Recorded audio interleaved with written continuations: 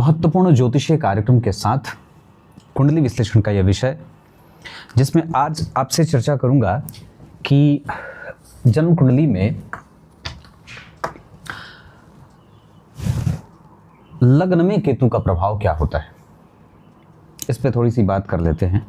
तो किसी भी स्थिति में जो केतु हैं वो, जैसे कई बार लोग मुझसे जब कुंडली दिखाने आते हैं तो कहते हैं पंडित जी बड़ा भ्रम रहता है और चीज़ें स्पष्ट नहीं होती हैं कि क्या करना है और क्या नहीं करना है। तो ऐसे लोग जो इस तरीके के प्रश्न पूछते हैं, उनकी कुंडली में प्रायः केतु और राहु केंद्र में या तो बैठे रहते हैं या तो उनकी कुंडली के लग्न पर उनकी दृष्टि होती है। क्योंकि जो व्यक्ति का व्यक्तित्व निखर कर सामने आना चाहिए और अगर वो नहीं आ रहा या उसके कारण माता और पिता कभी कभी भ्रम में जा रहे हैं, तो इसका प्रधान कारण कई बार लग्न में बैठे केतु या लग्न पर देखने वाले केतु के कारण होता है। अब केतु की दृष्टि लग्न पे कब पड़ेगी? या तो वो नवम भाव में बैठेंगे, या तो सप्तम भाव में बैठेंगे, और या तो फिर पंचम भाव में बैठेंगे। तो यहाँ बैठे केतु का प्रभाव लग्न पे जाएगा। मैं केतु की बात कर रहा हूँ, इसमें राहु की बात मैं नहीं कर रहा। तो क्या आचार्यवर लिखते हैं कि किसी भी जातक की कुंडली के लग्न में जो बैठे केतु होते हैं वो व्यक्ति के जीवन में स्पष्टता जो है वो देर से आती है। दूसरा, परिस्थिति बनती है अच्छी पर आपको वेट करना पड़ता है। बहुत बार आपके पास आपके जीवन में धन है पर धन से ज़्यादा अनुभव है ना। जैसे कोई, आपने देखा होगा कि किसी व्यक्ति के पास एक्सपीरियंस बहुत अच्छा है पर उसके पास उसके योग्य की पद और प्रतिष्ठा की जब बारी होती है, जिस योग्य वो है, तो उसमें उसे कई बार कमज़ोर देखा जाता है।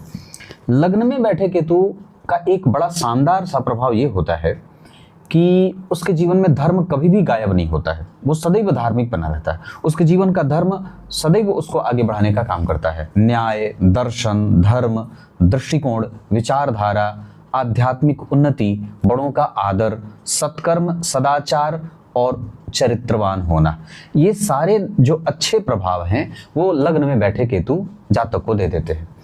इसका एक दूरगामी परिणाम ये भी होता है कि व्यक्ति दूरदर्शिता के दृष्टि से किसी भी विषय पे चिंतन या मनन करने वाला भी होता है। मतलब अगर आपकी कुंडली के लग्न में केतु बैठे हैं तो आप भविष्य की बातों को जानने की पूरी कोशिश करेंगे। और सिर्फ इतनी ही बात नहीं है, जिस व्यक्ति की कुंडली के लग्न में केतु बैठे होते हैं उसके खानदान के लोग, उसके परिवार के लोग उसकी चिंता करते हैं। वो तो स्वयं अपनी चिंता से चिंतित है, चलो ये एक बात समझ में आती है, पर उसकी चिंता से परिवार, मामा मामी, नाना नानी, दादा दादी, चाचा ताया, तो सबका वो ध्यान आकर्षित करने वाला होता है। ये भी बात है। लग्न के बैठे केतु व्यक्ति को चिल्लाने वाला नहीं बनाते। व्यक्ति बहुत अपने मेहनत पे विश्वास करता है और एक दो बार परीक्षाओं में असफल भी होता है, लेकिन निश्चित रूप से उसे सफलता का टैग भी मिलता है। इसमें एक पक्ष और भी कहता है कि व्यक्ति की दार्शनिकता जीवन भर उसको समाज में प्रतिष्ठित बनाकर रखती है।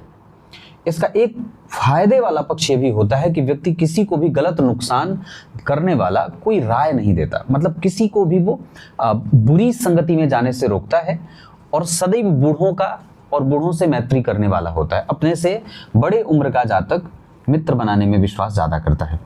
ये लग्न के केतु का प्रभाव है। अगर उसी केतु के ऊपर गुरु का, शुक्र का, बुध का या चंद्रमा का असर है तो ये जितने भी सकारात्मक पक्ष मैंने बताए हैं ये सारे अच्छे हो जाते हैं और भी ज़्यादा अच्छाई उसमें जुड़ जाती है।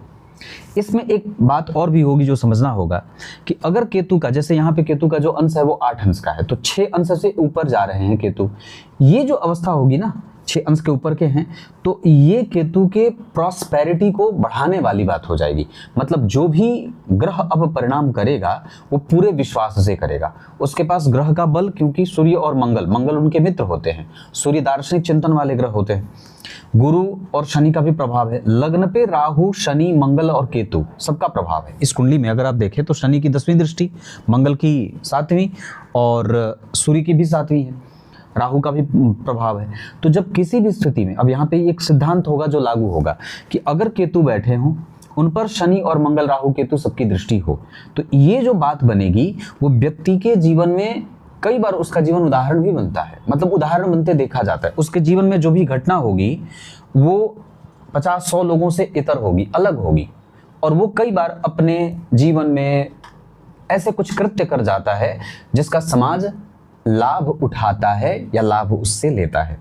तो लग्न में बैठे जो केतु होते हैं वो इस तरीके का नेचर देते हैं। आपकी आध्यात्मिक प्रगति अच्छी है, आपका धर्म अच्छा है, दानशीलता अच्छी है, परोपकार के गुण अच्छे हैं, व्यक्ति लेखक भी है, पत्रकार भी है, वकील भी है, इंजीनियर भी है, खादान का इंजीनियर है, उसके बाद वो बहुत सारा बिजनेस भी कर सकता है। तो बहुत सारे क्षेत्रों का विशेषज्ञ होता है वो, है ना।